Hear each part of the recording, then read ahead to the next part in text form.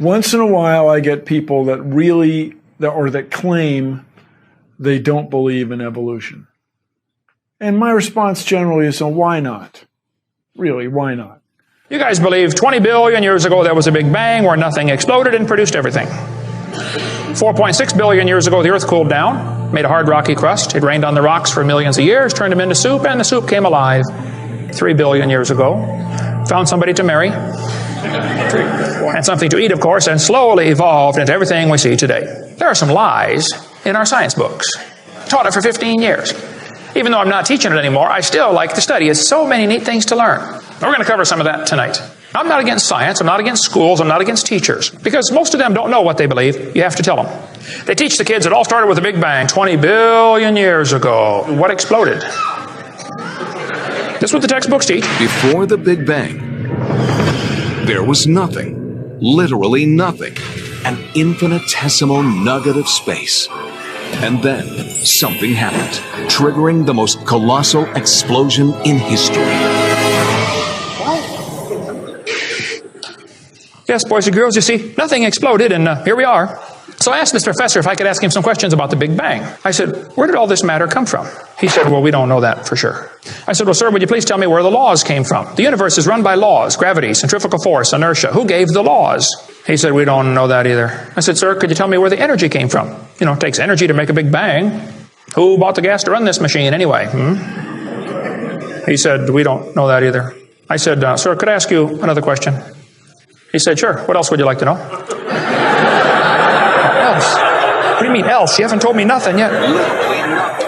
I said, does Berkeley have a merry-go-round? You see, if a spinning object breaks apart in a frictionless environment, the fragments will all spin the same direction. The professor said, yes, I understand about the conservation of angular momentum. I said, well, good. I'd like to ask you a question then, sir.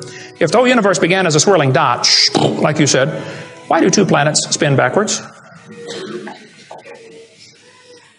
He said, that's interesting. I said, no, that's more than interesting. It's kind of hard on your Big Bang theory. Not only that, 6 of the moons are spinning backwards. Why? He said, I don't know. Why do you think they're going backwards? I was hoping he was going to ask that. I said, okay, now, sir, hold it. If I told you that I believe God created the heaven and the earth, like the Bible teaches, you're going to say, and where did God come from? And I don't know. But you said, well, we don't know that for sure. We don't know that either. Don't tell me my theory is religious and yours is science. Oh, no, sir, they're both religious. Evolution is a religion. You have to believe. So I asked the professor, where did the matter come from? He said, I don't know. So basically, I believe in the beginning God, and you believe in the beginning dirt. One professor was getting kind of upset about this time. He said, Mr. Hovind, there are hundreds of varieties of dogs in the world. He said, you mean to tell me that you believe all these dogs came from 2 dogs off of Noah's Ark? You expect me to believe that? I said, sir, would you look at what you're teaching your students? You're teaching your students that all the dogs in the world came from a rock. Charles Darwin was disciplined. I mean, he did these extraordinary experiments, this series of experiments. Then they're going to tell the kids, well, we have evidence for this theory. Charlie Darwin stopped off at these islands right there called the Galapagos Islands. Charlie studied the birds very carefully and said, you know what? I think all these birds had a common ancestor. I bet you're right, Charlie. It was a bird. You see 14 kinds of birds, and you conclude that birds and bananas are related. Here are these ancient dinosaur bones or fossils. They tell the kids they have evidence of evolution from fossils. I don't think so. If you find a fossil in the dirt, all you know is it died. You don't know that it had any kids. And you sure don't know that it had different kids. You bring in a bone to the judge. Judge, I found this bone in the dirt. This is the ancestor of all the humans today. They would laugh at you. You don't know that that's the ancestor of anybody. And why on earth would you think a bone in the dirt can do something animals today cannot do?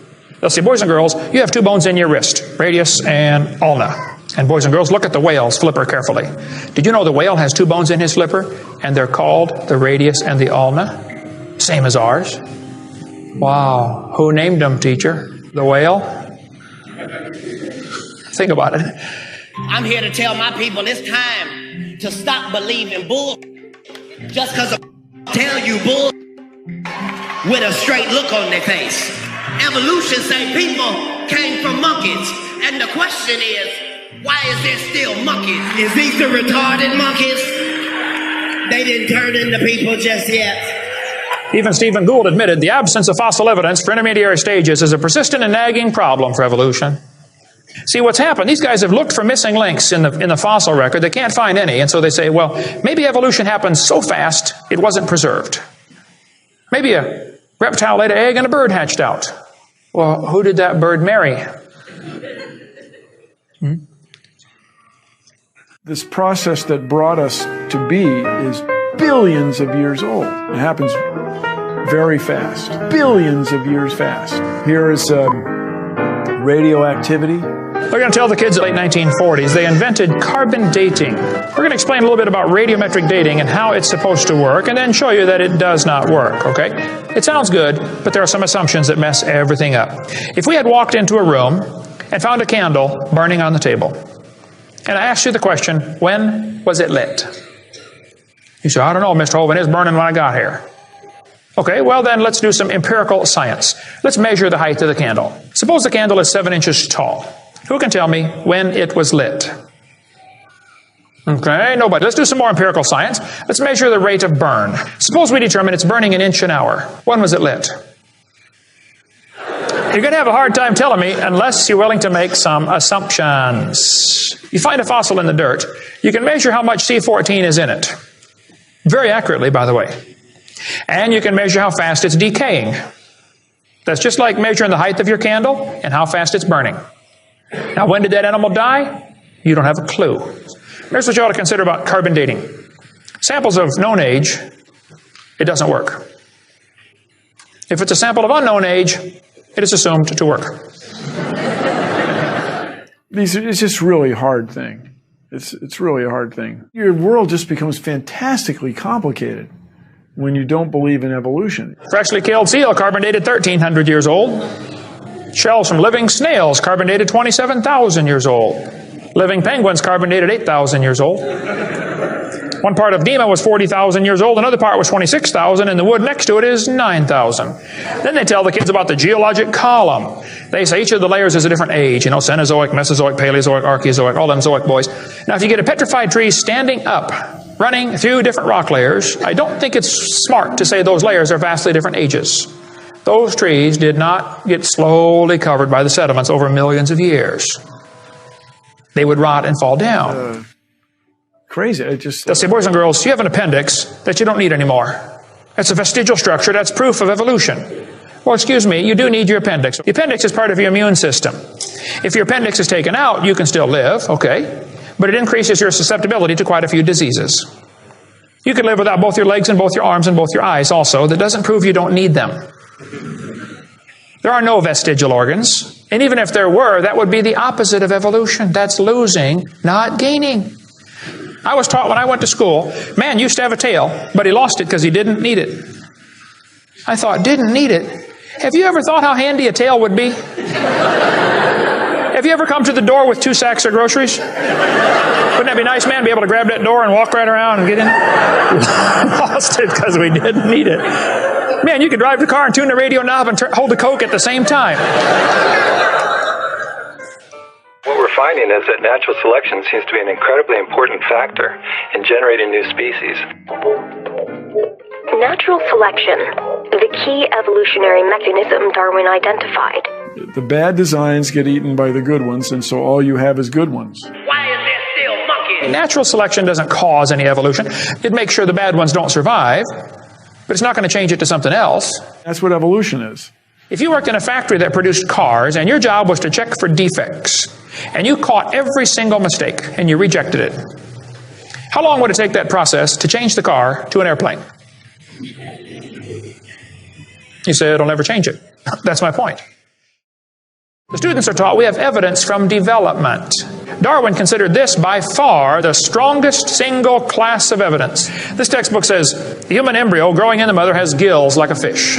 Those little folds of skin are not gills. Those little wrinkles under your chin when you're growing up later develop into bones in the ear and glands in the throat. They never have anything to do with breathing. I've seen folks that have 5 or 6 chins and they can't breathe through any of them but the top one. Those are not gill slits. Ernst Haeckel, though, said the turning point in his thinking was when he read Darwin's book. He made huge charts of his posters of his drawings of these embryos and traveled all over Germany and just about by himself converted the Germans to believing in evolution. Haeckel took a drawing of a dog and a human embryo and he changed them to make them look exactly alike. On top are Haeckel's fake drawings. Underneath are actual photographs of what he claimed he was drawing a picture of. Now, either he's a lousy artist or he's a liar. Well, it turns out he's a liar. He was convicted of fraud by his own university, proven to be a fraud. But guess what? Haeckel's fake drawings are still used in textbooks in your state right now. It's only been proven wrong 125 years ago. I know it takes a while to get textbooks up to date, but that ought to be plenty of time. Adolf Hitler said, "You let me control the textbooks, I'll control the state." Watch this sentence here carefully. Some kid's doing this for homework tonight. Boys and girls, do you think humans are still evolving? Now, what kind of question is that? Doesn't that question assume that evolution has happened? What if a kid doesn't believe in evolution? How's he supposed to do his homework tonight? That question does not teach him how to think critically. That teaches him what to think, not how to think. And when the kid gets done with this course, he's going to think he knows how to think. But he doesn't. He knows how to be told what to think. Brainwashing at taxpayer expense. They want to use my tax dollars to teach that to your kids in our schools. If you want to deny evolution, that's fine. But don't make your kids do it, because we need them. And that's where the problem comes in. Okay? If you want to believe in the Big Bang, just enjoy yourself, but keep your religion at home. The Russian atheist astronomer came to America and spoke at one of the universities, and he started off his speech, he said, "Folks, either there is a God or there isn't. Both possibilities are frightening. If there is no God, we're in trouble. We're hurtling through space around the sun right now at 66,000 miles an hour, and nobody's in charge." That's a scary thought. But if God made the world, He owns it. That means He makes the rules. You see, if there is a God, we better find out who He is, and find out what He wants, and do what He says. Malcolm Muggeridge said, "I am convinced the theory of evolution, especially the extent to which it's been applied, will be one of the great jokes in the history books of the future." It's a joke. And it would be a joke if it weren't for the tragic results. How many kids are taught this thing every day and believe it, and it destroys their faith? Find you something to believe in. Whole thing, who do you even pray to? Nobody. Hey, if you died today, where would you go? You ought to think about it, because you will be dead for a long time. Doesn't matter how long you live, you're going to be dead longer than that. You know, George Washington died 200 years ago, and he's still dead.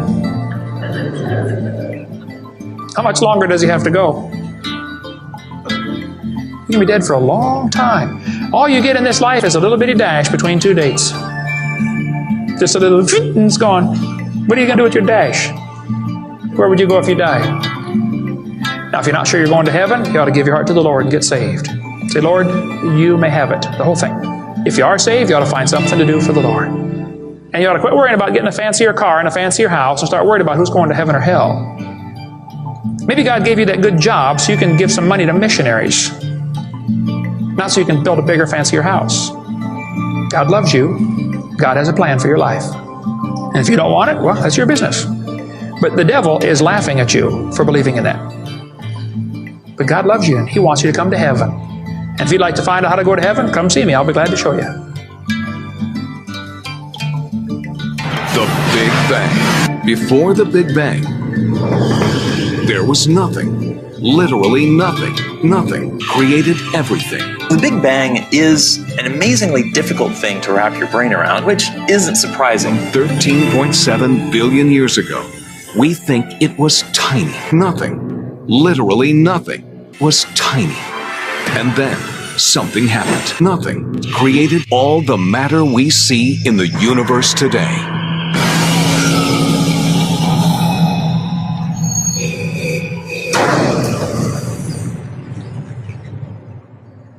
Nothing is more powerful than nothing. And that's what trips most of us up.